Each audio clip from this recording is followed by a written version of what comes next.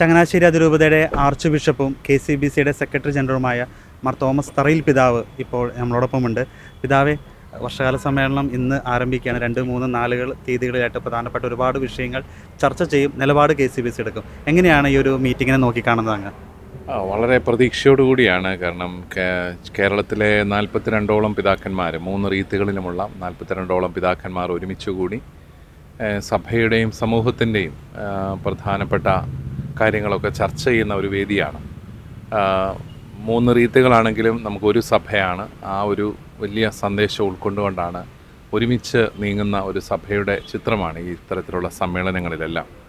നമ്മൾ ഒരുമിച്ച് ചെയ്യാൻ സാധിച്ച ഒത്തിരി കാര്യങ്ങളുണ്ട്. ഉദാഹരണത്തിന് വയനാട് ഒക്കെ ദുരന്തമുണ്ടായപ്പോൾ നമുക്ക് 100ഓളം വീടുകൾ KCBCക്ക് തീർത്തു കൊടുക്കാനായിട്ട് സാധിച്ചു. അതിലേണ്ട് കുറേ അധികം വീടുകൾ നമ്മൾ തീർത്തു.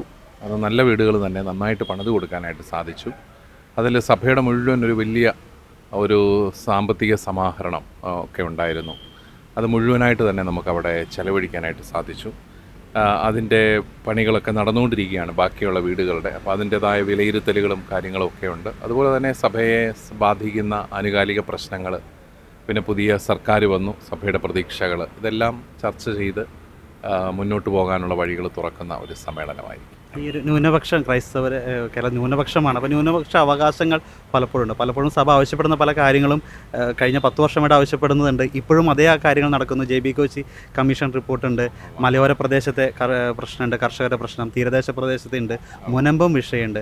അപ്പോൾ അത്തരത്തിൽ ന്യൂനപക്ഷങ്ങൾക്കൊരു ആശ്വാസകരമായ അല്ലെങ്കിൽ പ്രത്യാശയുണ്ടോ ഈ ഒരു സർക്കാരിൽ?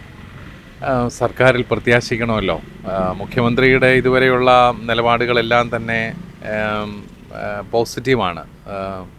ഇതെല്ലാം തന്നെ അവർ മനസ്സിലാക്കിയിട്ടുള്ളതാണ് നല്ല രീതിയിൽ. അതുകൊണ്ട് തന്നെ അതെല്ലാം ക്രിയാത്മകമായിട്ട് അതിനെ സമീപിക്കുമെന്നും പരിഹരിക്കുമെന്നും ഒക്കെയുള്ള ഒരു വലിയ പ്രതീക്ഷ നമുക്കെല്ലാവർക്കും ഉണ്ട്. നമ്മൾ പിന്നെ ഈ ഗവൺമെൻറ് വന്നിട്ട് 1-2 ആഴ്ചയായുള്ളൂ. നമുക്ക് തീർച്ചയായിട്ടും അവർ നല്ല രീതിയിൽ കാര്യങ്ങളെല്ലാം ചെയ്യും എന്ന് തന്നെ. നമ്മൾ ക്രൈസ്തവരൊരിക്കലും ക്രൈസ്തവരുടെ മാത്രമായിട്ടുള്ള കാര്യങ്ങൾക്ക് വേണ്ടി ഗവൺമെൻറ്റിൻ്റെ അടുക്കൽ പോകാറില്ല. പൊതുസമൂഹത്തെ പൊതുവായിട്ട് ബാധിക്കുന്ന കാര്യങ്ങൾ, അതുപോലെ നാട്ടിലെ സമത്വത്തിന് ഹാനികരമായ കാര്യങ്ങൾ സംഭവിക്കുമ്പോഴൊക്കെയാണ് നമ്മൾ ശബ്ദമുയർത്താറുള്ളത്. അതല്ലെങ്കിൽ പൊതുവെ സർക്കാരുകളുമായിട്ട്, അത് ഏത് സർക്കാരാണെങ്കിലും സഹകരിച്ചു പോകുന്ന ഒരു നിലപാട് തന്നെയാണ് എന്നും സഭയുടെ. KCBC നേതൃത്വം മുഖ്യമന്ത്രിയെ കാണുമോ സമ്മേളനത്തിന് ശേഷം? ഞങ്ങൾ അതിനെക്കുറിച്ച് ചർച്ച ചെയ്യുന്നുണ്ട്. താങ്ക് യു പിതാവ്.